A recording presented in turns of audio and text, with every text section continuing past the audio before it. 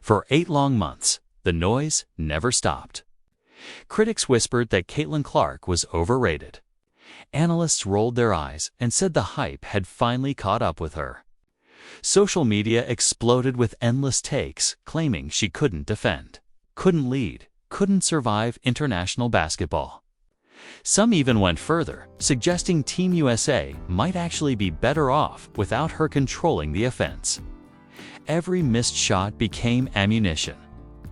Every quiet stretch became proof that the Clark era was nothing more than a media fantasy waiting to collapse. But then something happened in San Juan that nobody in that crowd, and especially nobody on Team USA's bench, was ready for, because when the lights came on against New Zealand, Caitlin Clark didn't just play basketball. She detonated every single narrative that had been building against her for months, and she did it in the most brutal way possible by turning the game into a full-scale demolition of doubt. The moment she stepped onto the floor, the energy inside the arena shifted. Passes started flying like missiles. Defenders looked confused, scrambling as Clark read the floor 2 steps ahead of everyone else. Shots fell. Fast breaks exploded. And suddenly, the scoreboard began climbing in a way that felt less like a game and more like a warning. Because this wasn't just Team USA winning. This was Caitlin Clark sending a message to every critic, every doubter, and every teammate who quietly wondered if the spotlight had finally gotten too big for her. And by the time the night was over, the entire basketball world realized something terrifying. Caitlin Clark hadn't disappeared. She had been waiting for 8 long months. The noise never stopped. Critics whispered that Caitlin Clark was overrated. Analysts rolled their eyes and said the hype had finally caught up with her. Social media exploded with endless takes claiming she couldn't defend, couldn't lead, couldn't survive international basketball. Some even went further, suggesting Team USA might actually be better off without her controlling the offense. Every missed shot became ammunition. Every quiet stretch became proof that the Clark era was nothing more than a media fantasy waiting to collapse. But then something happened in San Juan that nobody in that crowd, and especially nobody on Team USA's bench, was ready for, because when the lights came on against New Zealand, Caitlin Clark didn't just play basketball. She detonated every single narrative that had been building against her for months, and she did it in the most brutal way possible by turning the game into a full-scale demolition of doubt. The moment she stepped onto the floor, the energy inside the arena shifted. Passes started flying like missiles. Defenders looked confused, scrambling as Clark read the floor 2 steps ahead of everyone else. Shots fell. Fast breaks exploded. And suddenly, the scoreboard began climbing in a way that felt less like a game and more like a warning. Because this wasn't just Team USA winning. This was Caitlin Clark sending a message to every critic, every doubter, and every teammate who quietly wondered if the spotlight had finally gotten too big for her. And by the time the night was over, the entire basketball world realized something terrifying. Caitlin Clark hadn't disappeared. She had been waiting. The opening minutes against New Zealand didn't look like the beginning of a basketball game. They looked like the beginning of a reckoning. From the moment Caitlin Clark stepped onto the court as a starter for Team USA, something felt different. The arena buzzed with tension, the kind that builds when everyone knows a storm is about to hit, but nobody knows exactly when it will strike. Critics had spent months preparing their arguments. Commentators had already written the narrative in their heads. If Clark struggled tonight, they would finally have their proof. But what happened instead stunned everyone watching. On Team USA's very first offensive possession, Clark took the ball near midcourt, scanning the floor like a quarterback reading a defense before the snap. A defender stepped forward, trying to pressure her early, trying to disrupt the rhythm before it could begin. Clark didn't hesitate. She fired a laser pass across the floor that sliced through the defense like a blade. The ball hit her teammate perfectly in stride, leading to an easy basket before New Zealand could even react. The crowd erupted instantly. But that play wasn't the shocking moment. It was the beginning, because from that point forward, the game started moving at a pace that only one player on the court seemed capable of controlling. Clark wasn't just running the offense, she was orchestrating it. Every possession became a calculated attack. When defenders tried to crowd her near the perimeter, she exploded into the lane, drawing attention before whipping passes to open teammates. When they backed away, terrified of her playmaking, she punished them with deep jumpers that sent the crowd into another frenzy. The scoreboard began climbing rapidly. 5 points, 10.15. End. Suddenly, the entire New Zealand defense looked lost, but the real twist came halfway through. The second quarter, it happened during a chaotic defensive sequence when Clark anticipated a pass before the opposing guard even released the ball. In a split second, she jumped the passing lane, snatching the ball cleanly out of the air. For a brief moment, the entire arena froze. Then Clark took off. She sprinted down the court alone, the sound of sneakers echoing against the hardwood as defenders desperately tried to chase her down. But they were already too late. She finished the fast break with a smooth layup that pushed the lead even higher. The bench exploded. Teammates jumped to their feet. Even players who had been quiet earlier in the tournament suddenly found themselves celebrating the moment because the reality on the court was becoming impossible too. Ignore Caitlin Clark wasn't just playing well, she was dismantling every argument her critics had built against her. But what made the situation even more dramatic was what started happening on the other side of the bench as the game continued. Cameras caught glimpses of reactions that fans immediately noticed. Some teammates looked energized by Clark's pace, sprinting harder in transition, cutting aggressively to the basket because they knew the ball might find them.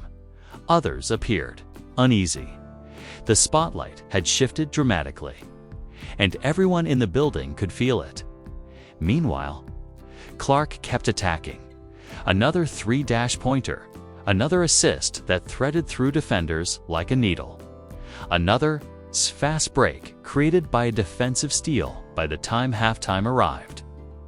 The scoreboard told a story that nobody expected when the game began. Team USA wasn't just winning, they were dominating. And Caitlin Clark sat at the center of everything. But the most shocking moment of the night hadn't even happened yet, because as the second half approached and the lead continued to grow, something unexpected began unfolding on the sideline, a development that would send the entire conversation around Team USA into complete chaos, and by the end of the game, the blowout against New Zealand would become more than just a victory. It would become the moment that shattered the balance inside Team USA and exposed tensions nobody could hide anymore. When the second half began, the game was already slipping out of New Zealand's reach. The scoreboard was brutal, the crowd was electric, and Caitlin Clark had already turned the court into her personal command center. But what happened next is what truly sent shockwaves through the entire tournament. Because instead of slowing down, Clark accelerated. Most players protect a big lead. They settle into safer possessions, control the clock, and keep things calm. That's the traditional way championship teams operate. Caitlin Clark doesn't play that way. The moment the third quarter started, she came flying down the court again, pushing the pace like the game had just begun. Defenders were still trying to get organized when Clark suddenly launched a deep three from well beyond the arc. Nothing but net. The arena exploded. New Zealand's players looked stunned. Their defensive strategy had completely collapsed because they couldn't predict what Clark was going to do next. If they stepped forward to pressure her passing lanes, she shot over them. If they backed away, she attacked the rim and created chaos in the paint. Possession after possession. The offense kept flowing through her hands, and that's when the second twist of the night started unfolding. The more Clark controlled the game, the more obvious it became that Team USA's offense looked completely different when she was in charge. The ball moved faster. Teammates cut harder. Fast breaks appeared out of nowhere because Clark saw opportunities that most players never even noticed. Paige Bueckers began thriving in the chaos. Every time Clark drew defenders toward her, Bueckers slipped into open space like a ghost. The two guards started connecting on plays that looked almost telepathic. A quick glance from Clark, a sudden cut from Bueckers, and the ball would arrive exactly where it needed to. Basket, then another and another. Fans, watching the broadcast, immediately started noticing something dangerous developing. This wasn't just good teamwork. This was the beginning of a backcourt combination that could dominate international basketball for years. Meanwhile, the scoreboard kept growing uglier. 20-point lead, 30-point lead, 40 points. The game had officially turned into a blowout, but Clark refused to treat it like one. Instead, she kept attacking the defense like she was trying to prove something to the entire world. Then came the moment that truly stunned everyone. Midway through the fourth quarter, Clark intercepted another careless pass near half court. She pushed the ball forward at full speed, defenders scrambling behind her. But instead of finishing the play herself, she suddenly whipped a no-look pass across the lane. The ball flew past two defenders and landed perfectly in Bueckers' hands. Easy layup. The crowd erupted again. Even the commentators sounded shocked because that play summed up everything happening in the game. Clark wasn't just scoring. She wasn't just creating offense. She was completely dictating the rhythm of the entire matchup. And the statistics beginning to stack up were becoming impossible to ignore. She was leading the team in assists, leading the team in efficiency, leading the entire tournament in plus-minus. Every minute she spent on the floor made Team USA more dangerous. But while fans celebrated the explosion on the court, something else was quietly shifting behind the scenes. Because the deeper Clark pushed Team USA into dominance, the clearer it became that the team's identity might be changing right in front of everyone's eyes. And not everyone on the roster was ready for that reality. Some players had built their reputations as offensive leaders. Others were used to controlling the pace themselves. Now they were watching a new system emerge, one where Caitlin Clark's vision and tempo were becoming the engine that powered everything. By the time the final minutes ticked away and the scoreboard locked in a staggering 55-point victory, the message was impossible to ignore. Team USA hadn't just won. They had unleashed a version of themselves that looked faster, sharper, and far more explosive with Clark at the center of the storm.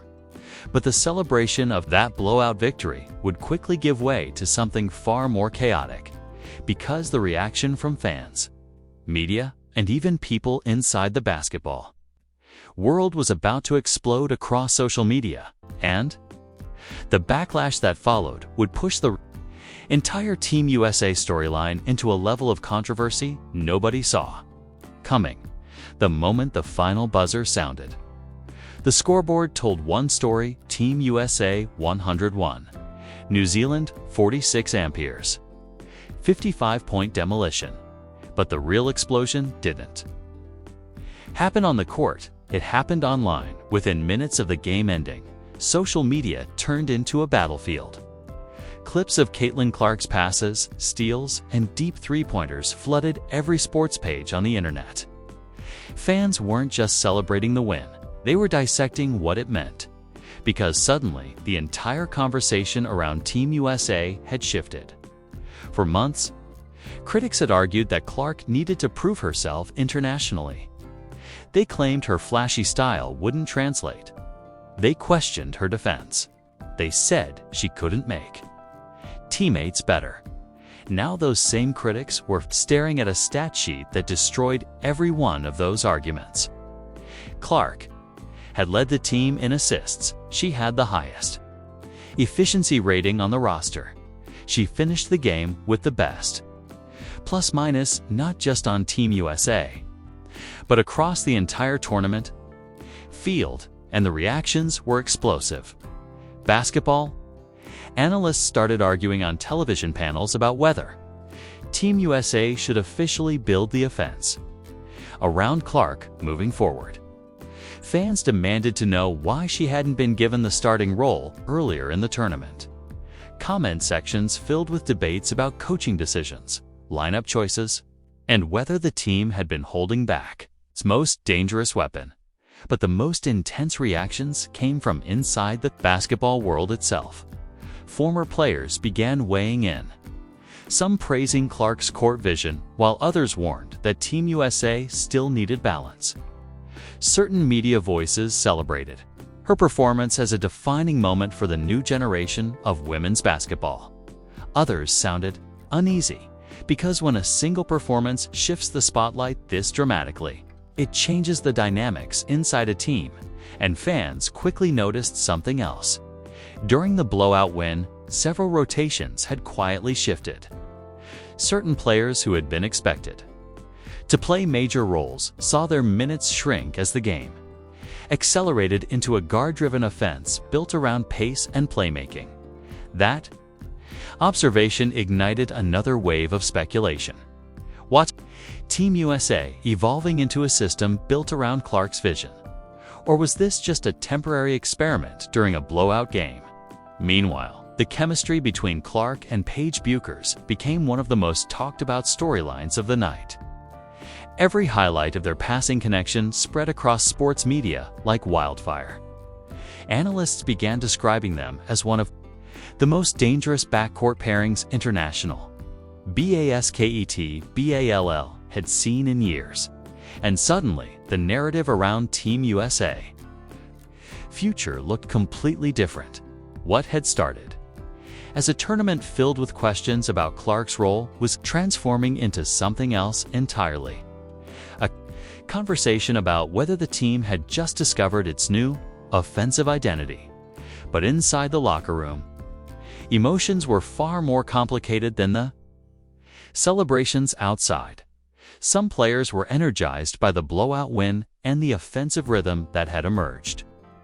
Others understood what the performance meant for the hierarchy of the team moving forward, because when one player dominates a game this completely, it doesn't just change the scoreboard, it changes expectations. And by the time the night ended in San Juan, one thing had become crystal clear. Caitlin Clark hadn't just silenced her critics, she had forced the entire basketball world to confront a new reality about Team USA. But the most shocking development of all was still waiting to unfold, because behind the scenes, decisions were being made that could permanently reshape the future of this roster and determine exactly who would control the team's identity moving forward. By the time the arena lights dimmed and the crowd finally began to clear out of San Juan's packed arena, the story of the night seemed obvious. Team USA had crushed New Zealand. Caitlin Clark had dominated. The critics had been silenced. But inside the world of international basketball, the real shock wasn't the score.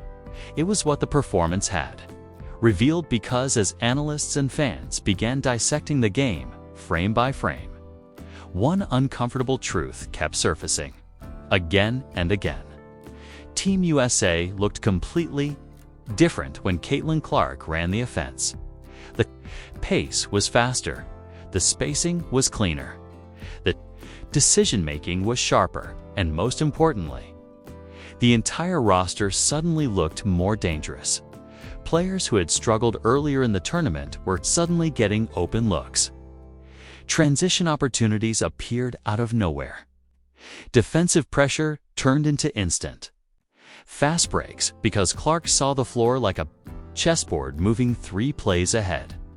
That realization sent a ripple through the basketball world because if Team USA truly unlocked its best version with Clark controlling the tempo, then the hierarchy inside the team might be about to change. And that's where things became complicated. This roster wasn't built around just one superstar. It was stacked with elite players who had spent their entire careers being the centerpiece of their own teams. Every guard, every forward, every star on the roster had built their reputation on being the one who controlled the game. Now they were watching a different reality unfold. A reality where Caitlin Clark's playmaking naturally pulled the offense toward her, and the statistics made the argument even stronger. Across the entire qualifying tournament, Clark wasn't just performing well, she was dominating the numbers. She led Team USA in assists. She led the team in efficiency. She led the entire tournament in plus-minus, meaning no player in the competition impacted winning more when they were on the floor. Those numbers weren't just impressive, they were disruptive, because numbers like that force coaches to make decisions. They force rotations too. They force teams to ask difficult questions about roles, leadership, and the direction of the offense. And quietly, those questions were already starting to swirl behind the scenes. Fans began noticing that lineups built around Clark, Paige Bueckers, and Kelsey Plum were producing explosive scoring runs. 3 elite guards sharing the floor created spacing nightmares for opposing defenses. Every defender had to respect the 3-point threat. Every rotation became vulnerable to Clark's passing vision. The system looked almost unstoppable. But that system also required something else: sacrifice. It required certain players to step back from the spotlight. It required veterans to adjust their roles. It required the team to fully commit to a new offensive identity. And that is where the real drama begins, because international tournaments don't just test talent, they test egos. They test chemistry. They test whether a group of superstars can truly accept the structure needed to win championships. Right now, Caitlin Clark has proven she can lead the engine that drives Team USA's offense. The question that now hangs over the entire program is far more dangerous. Will the rest of the roster fully embrace that reality? Or will the tension that has been quietly building inside Team USA finally explode when the competition gets even tougher? Because the next opponent on the schedule isn't coming to admire highlights. They're coming to expose weaknesses, and the entire basketball world is about to find out whether Caitlin Clark's breakout performance was just a statement game, or the moment that permanently changed the power structure of Team USA. What happened against New Zealand wasn't just another win in a qualifying tournament. It was a moment that forced the entire basketball world to rethink everything it thought it knew about Caitlin Clark and Team USA for months. Critics questioned whether she belonged at this level. They said the hype was too big, the expectations too unrealistic, the spotlight too bright. But one explosive performance flipped the entire conversation. Now the debate is completely different. Should Team USA officially build its offense around Caitlin Clark? Is the Clark-Paige Bueckers backcourt already the most dangerous combination in international women's basketball? And most importantly, can the team maintain its chemistry if the system begins revolving around Clark's playmaking? Because as the tournament continues, every opponent will be studying this game closely. They'll be preparing new defensive schemes. They'll be searching for ways to slow down the pace that Clark brings to the floor, and the pressure on Team USA will only keep growing. So now the question shifts to you. Did Caitlin Clark just silence every single one of her critics with that performance against New Zealand? Or is the real test for Team USA still waiting around the corner? Drop your thoughts in the comments, hit subscribe for more WNBA breakdowns, and stay locked in because this story is far from over. It's far from over.